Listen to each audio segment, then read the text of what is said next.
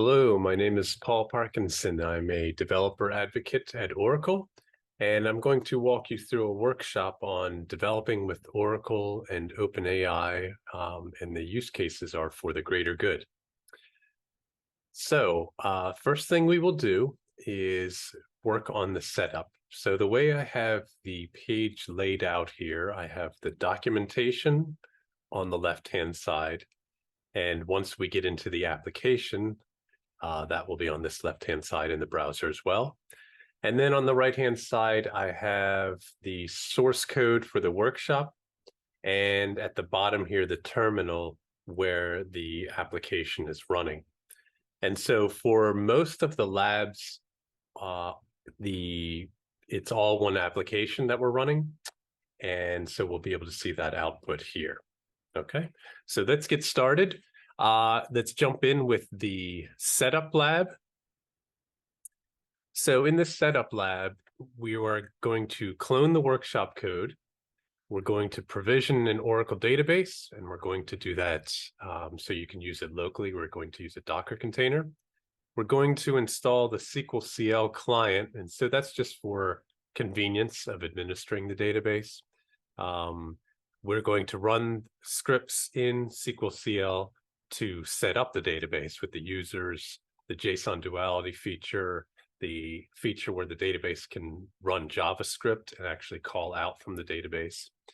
And then we're going to configure the Oracle Cloud Services because we're going to use vision, speech, and language AI services from Oracle in these applications. We'll obtain an OpenAI account and token, and then we'll build the workshop. So we'll set the variables we kind of set up and build the workshop. Now, this sounds like a lot, but it's actually, as you'll see, very quick steps and should really only take maybe 15, 20 minutes maybe, okay? So the first thing we will do is go ahead and get the source code. So you can find the source code here, okay? And, either clone or download that. And, just bear in mind where it is. We'll refer to that as the AI workshop source root, wherever you unzipped or cloned that. The next thing we'll do is obtain an Oracle free 23C database. So the 23C database is nice because it has all the previews of different features, and we're going to show some of those that aren't actually available yet. And it's very easy to use. And in this case, I'm using a container. There are a bunch of different ways. You can check this link out. But using a container, I find very simple. And so all you need to do is copy and paste this command into the terminal. That's going to pull the container down and run it. If you'd like to have a persistent directory to store your data, which is handy if you're going to restart the database and want to, keep that data, you simply run this command instead and provide it with a directory for that Oracle volume for that storage of data. Okay, so that's it. That copy paste two commands there. Each of these is two commands. Will get you the database.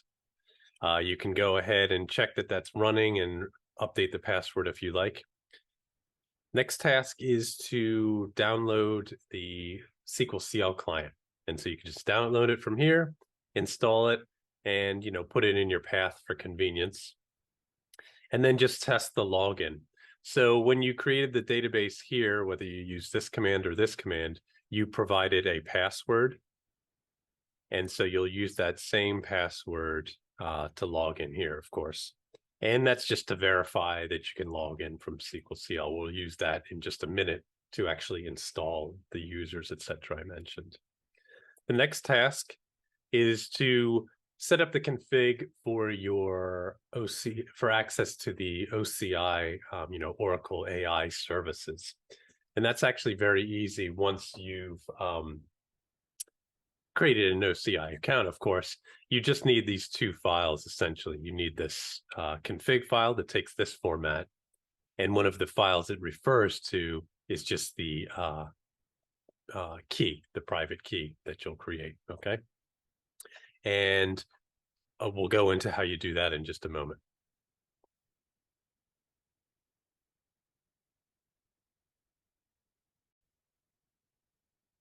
So this link will tell you everything you need to do as far as setting up that API key. So let's just take a look at it very quickly. All it's really doing is giving you the instructions. And you may already have a key, of course, that you can reuse for this. But basically just using OpenSSL to generate a key. Okay. And then you can do that either with or without a passphrase. You change the permissions. And then you generate the public key from the new private key you just made, okay? And that's really all there is to it. So then you go ahead and copy that and come over to your OCI console, okay? And in the OCI console, this page I'm on here, I access by going to this profile button on the upper right here, and then clicking on my name. That brought me to this page. And then down at the bottom here, there's an API keys link. You click that link, you click add API, and then you can just go ahead and paste that public key in that you created. Either, upload or paste it right in. And once you do that, that's going to give you a fingerprint down here. I'm not showing it for security reasons, but you'll have the fingerprint. So then you go ahead and copy that fingerprint, going back to the doc, and you have the fingerprint that you paste in here, the key file that you just created for your key, your user ID you can obtain from this screen as well. So you just copy the user ID, paste it in here, and then your tenancy and region. So again, you can just get that from the console. Click here. Oops, I'm sorry. Click on the profile and then on the tenancy, and you can go ahead and copy that value from here. Okay.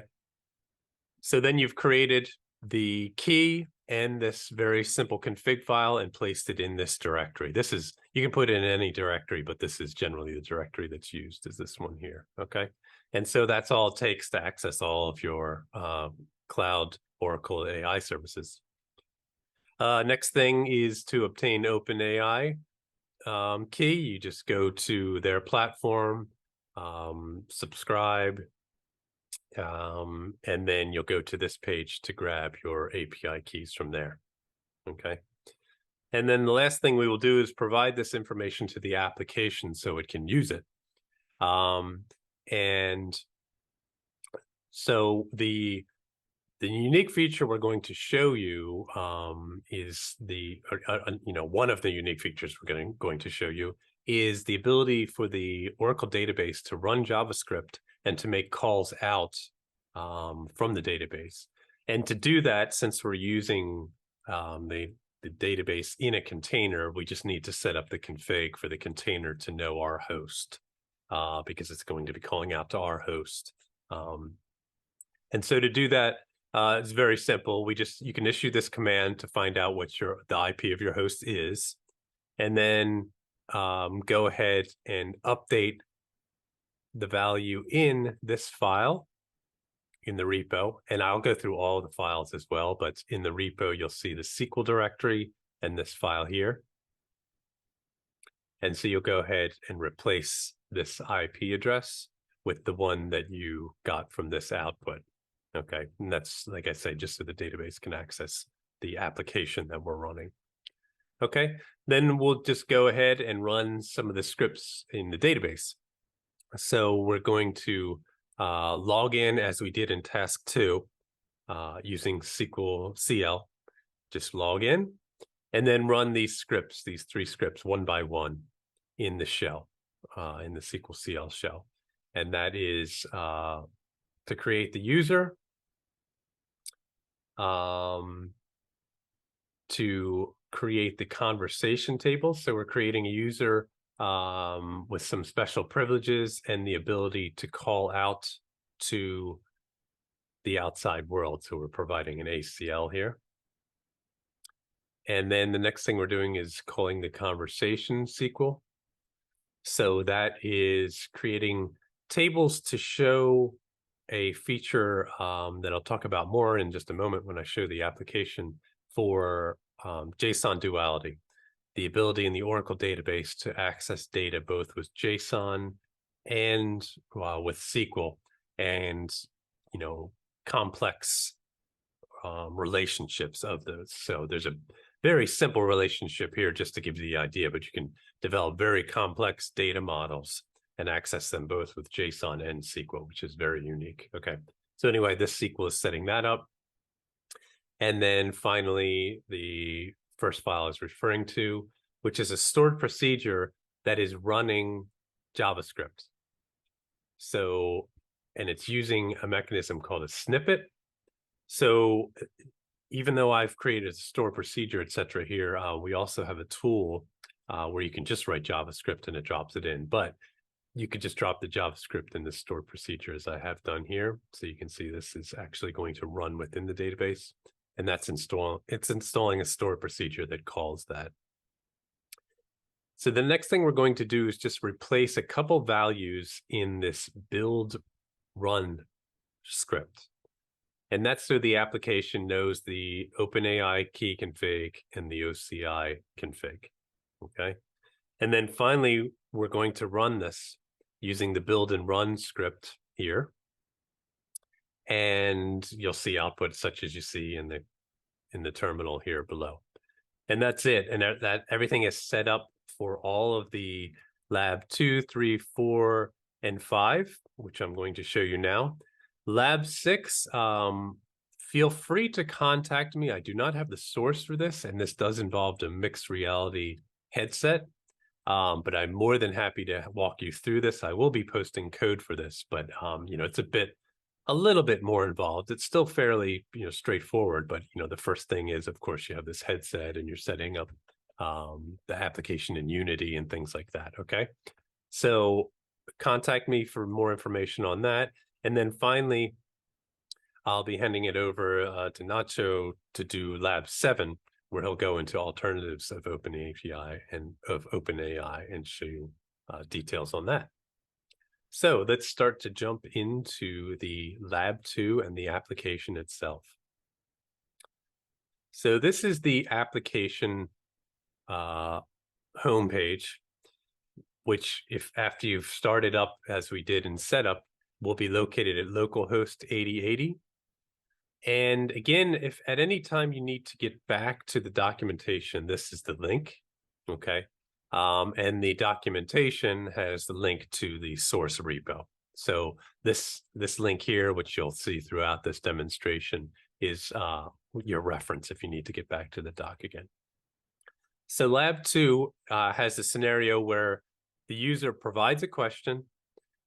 The question is inserted into the database using JSON duality feature, okay? And then a JavaScript call is made from the database to get the answer from OpenAI, okay? And it's a little unique what I'm doing here, because I'm actually having the database call our application, and our application calls OpenAI. So, obviously you can call any different URLs you want from the JavaScript. I've just done it this way, so it's kind of a self-contained environment we have. And then the answer is then inserted into the same table using JSON. And then the reply is returned to the user, and then you can also query this in the database. So what's nice about this is that you're making the calls from the database, so you can store the information in the database and analyze it later, instead of having it where the application is on a mid-tier, it's doing calls, then storing it in the database, then analyzing it, that type of thing. There are a lot of different combinations here, but that is one very nice aspect of this. If your database is calling and you want to store that for further, as I say, any kind of further analytics, or using the Oracle machine learning in the database, making these calls from the database and storing it directly there, it's in one spot. It's very nice. So let's just take a quick look at that application real quick. And so what we'll do is give it a unique conversation name. So just call this conversation name 9, and then ask some question. I've asked this before. Why is the sky blue?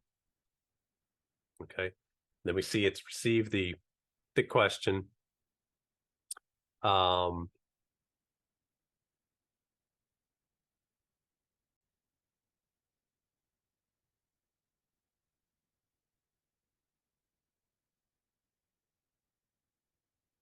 now it's making a call to the store procedure. The store procedure is calling back up to OpenAI to get the response, which we then see, okay? And this is an answer from OpenAI.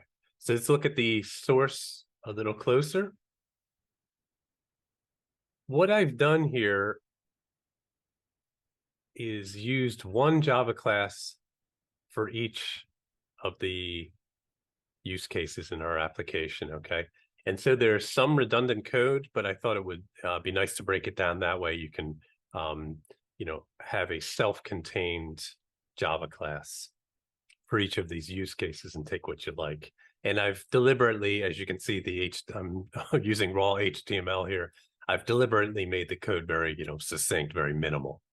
So this is the call AI from Oracle database, use JSON and SQL application use case we're looking at here. And so that form is calling into this conversation endpoint. And that conversation endpoint is simply taking that dialogue, creating a conversation object. And so that's what you can see here is this conversation has in it a list of nested interlocutors. And so each of those has a dialogue. Okay. And so we have a relationship here. And it's the most simple relationship you can think of, but it can be analyzed both with SQL and with JSON. Okay. And that's the point here, is to show some kind of relationship. And then we can use, as I say, SQL to do all the CRUD operations as well as JSON, and back and forth. So you have this duality. So what we're doing is inserting using JSON. So we've created this object. We have a conversation with two participants. And we go ahead and write that value. And this is how we do it with JDBC. We're using this Oracle type JSON for efficiency. I won't go into it, but that provides a number of different efficiencies. But we're working with JSON here and inserting that in the database, okay? The next thing that happens is that we execute this OpenAI store procedure. And you can see this doesn't take any arguments. So this could also be, an example of using for batch processing. So this OpenAI call store procedure is in the one we installed earlier. And what it's doing is using JavaScript, as I mentioned, and it's selecting the conversations from that JSON document, and it's doing it in SQL. Okay. And it's selecting where the dialogue is null, because what we inserted was the dialogue, which is the question from me, but there's no answer yet. So there's no dialogue back from OpenAI. Okay. And so the logic here is that we're searching for dialogue that is null. We're then making a call out to our service, which in turn is making a call, this database get reply service back here is making a call to GPT 3.5 to get an answer. Okay. And so then it's returning that, and the store procedure is updating it to set the dialogue to that return. Okay. And then our application then returns it to the user, of course. And that's what we see on the screen over here. Okay. And so again, that's a little odd that I'm calling from the database back into our application, but as I say, there are a number of different use cases that would be good for batch jobs. And you may even want that communication back to the database. It's sort of a notification mechanism from the database to the application that, some processing has been done there. And so, you could have your application waiting on notifications rather than blocking and things like that. So a number of different combinations as far as those models, and as far as using JavaScript in the database, and as far as using JSON and SQL together. Okay, so you can see a lot of potential there. All right, let's move on to the next use case. Lab 3. So in this lab, we provide a picture of a health report, and we receive back an explanation in layman's terms along with advice. Okay, and so this is using Oracle's Vision AI to detect the document and the words within the document. Those words are then taken and fed into OpenAI, and we ask the question. All right, so that's you can see how this would be useful for people for self-help and things like that. Deciphering, even if the doctors give you an explanation of the document, maybe you forgot or want to get a more layman's term, explanation back. That would be the use case here. So we'll go ahead and choose a file. And so what we have here is a blood sugar report. Okay. We'll select that. And by the way, these files are also in the repo. You could use any report you want, of course, but I've provided a couple samples, or I've provided a blood sugar report in this case. And so let's go ahead and send the request to Vision AI. And so what we'll see over in the terminal here is the file being uploaded. It's uploaded, and the Vision AI service is very quick to respond. So we already see response back, and all of this is the location of objects, the location of texts, all the information in that picture is detected. We then send it over to OpenAI and again ask it to give the results. So just going into the source here before we look closer at the results in the app, which came back already, it was pretty quick. We are processing that image, then we're parsing that JSON that we get back from Vision AI. And from that parse, we get the text that we found in that image. And then we are sending that over to OpenAI chat. And I've just prepended, explain these test results in simple terms, and then afterwards, and tell me what I should do to get better results. And so that's what we see over here is the test results show, glucose levels and things like that, what to do with them, okay? And just quickly, let me show you that image we used again a little closer. That's the image we sent over, okay? So that's one example. The next we'll take a look at is providing a verbal description of a scene. And by doing so, just speaking the verbal description of a scene, an image is generated for it. And then you can iterate, repeat this process to create a storyboard. And so this is, would be good for people that have, motor conditions and such where typing is prohibitive. And what it does is use Oracle Speech AI to get a transcription of the audio that we feed to it. And then we feed that description into OpenAI, which generates an image for us, gives us the location of the image it's generated, and then we just pull that down and generate HTML for it. So very basic. You'll see all of this is very basic HTML. So take a look at that.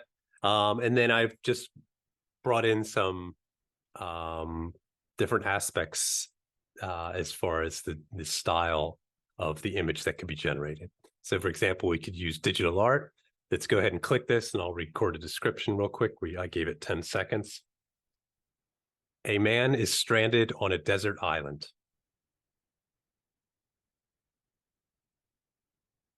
So we see that recorded, it stopped the recording, it's finished, it saved it to a WAV file. It's now going to upload that, as I say, to Oracle Speech AI to transcribe it. We will then get that transcribed, that transcription back, and it will be uploaded to OpenAI to generate an image. Okay. Okay, and then we see that the image is generated. It looked like I spoke too soon, so we only got on a desert island, but you see that it generated image and popped it up there. We could, continue this. So I'll just do another one real quick.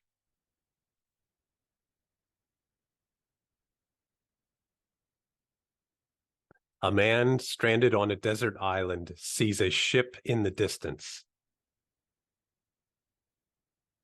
Okay, so then it got that recording, saves that wave, uploads it, generates this image.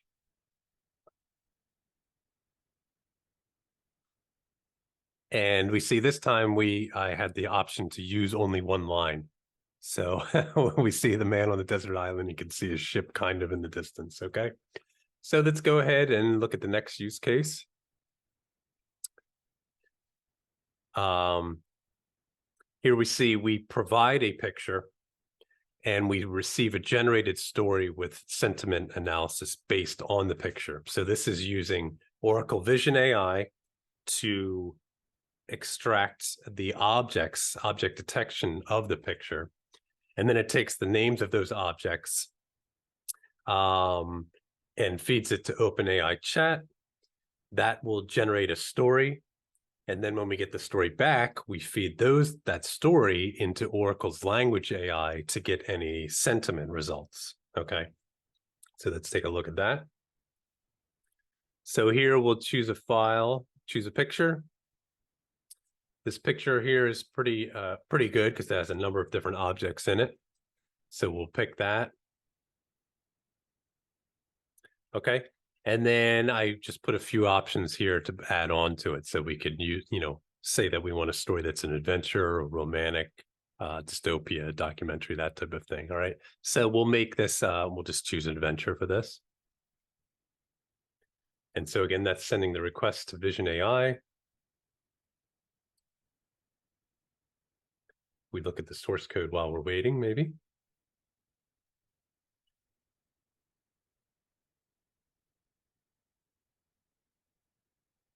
We can see it has the output here in the terminal, has detected all these objects.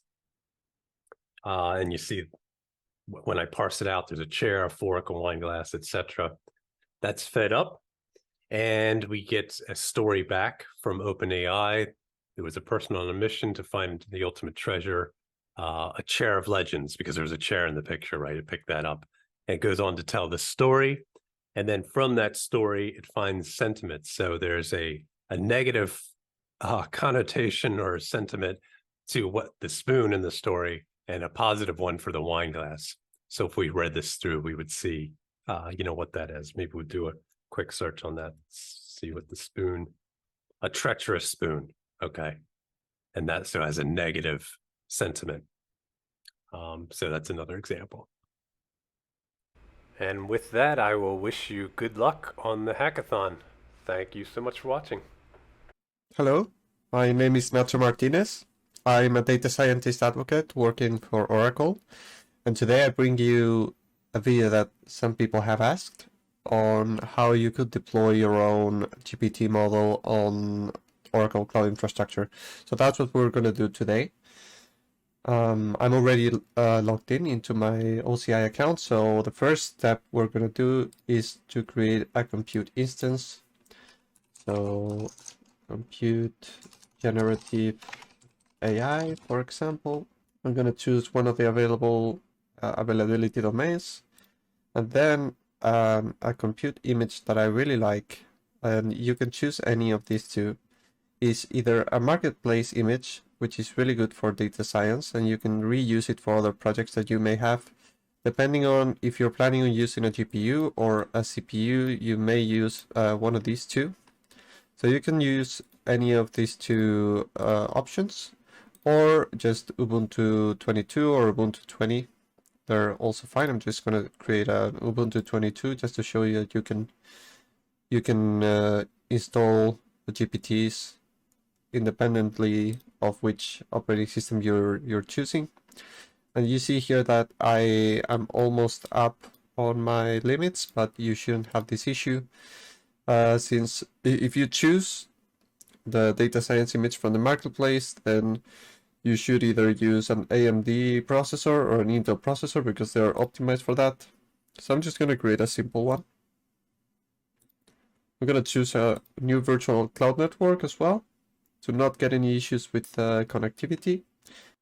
Yeah, I can either save my private keys here or upload my own. I just generated some for me. And I'm gonna specify a custom boot volume of 100 gigs instead of 50 because 50 is not enough for data science most times. And I'm just gonna create that. And I have saved the private SSH key, so yes, I will be able to connect to the instance once it's created. Now I just wait for my public IP address. So in the meantime, I'm going to switch to Mobaxterm, which is an SSH client that I use. You can use any of the SSH clients that you can find on the internet. The instructions are going to be very similar. So let me switch here. And now that I'm on Mobaxterm, which is my SSH client, I'm going to create a new session with the information from my compute instance. So the remote host should be the public IP address, and the username should depend on which compute instance image you chose. So if you chose the data science image that I recommended, this should be OPC because it's an Oracle operating system. And if it was Ubuntu or a Linux operating system, it should be Ubuntu. And if you look here, we have this use private key under the advanced SSH settings. We should use this setting to look for the path for our private key. And now you should have the list of sessions here. So I'm just going to connect to one of my sessions. This is one of my machines that I usually use. What I need to do right now is to create a Conda environment and install some Python dependencies which are going to be used in our projects to install the GPT models and be able to use them. So first of all, I'm going to create a new environment in my machine called, for example, example. And I'm going to specify this version to be at least 3.8 if you prefer. It needs to be 3.8, Python 3.8, 3.9, 3.10, or 11. I'm going to use Python 3.10.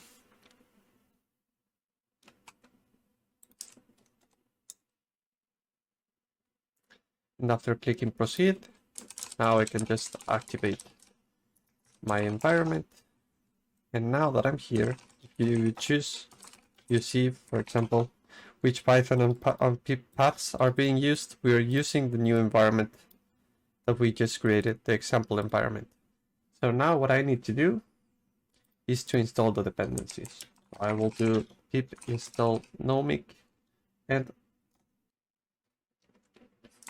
also pip install pgpt for all, which are two different libraries. You can use either one of them, the one you like the most for generating stuff. So now the next step would be to download the Groovy model that we're going to use from their website. So I'm just going to copy this command here. And instead of using wget, I'm going to use curl. And I'm pulling this data right now. It should take about a minute. It's a pretty big file, about 3 gigabytes.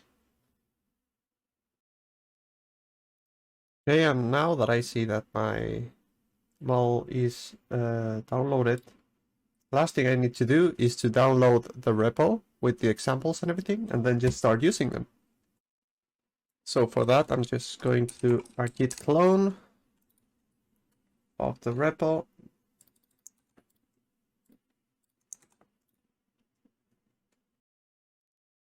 So now that we have installed everything, the only thing we need to do is go into our directory.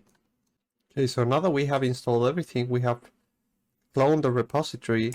The only thing we need to do is choose which type of model we're going to use. So ask generations.py is going to use, if you see here at the top, it's going to use PyGPT for all. And this new text callback, it sometimes, depending on the Python version, it may work or not.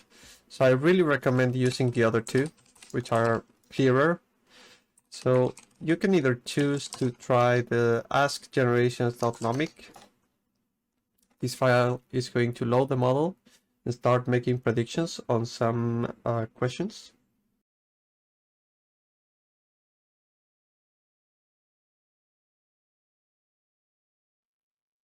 And as you can see here, it generated, this is the prompt for your AI writing project. You have been tasked with creating blah blah blah, and all of this has been created by the machine. So you can use GPT for all, or you can use my GitHub project to just give you an idea of the open source alternatives, which are always free or will be free for a while, against, well, not against, but to work around the paywall on ChatGPT. So I hope you enjoyed it, and I will see you in the next one. Good luck on the hackathon this weekend, and see you soon.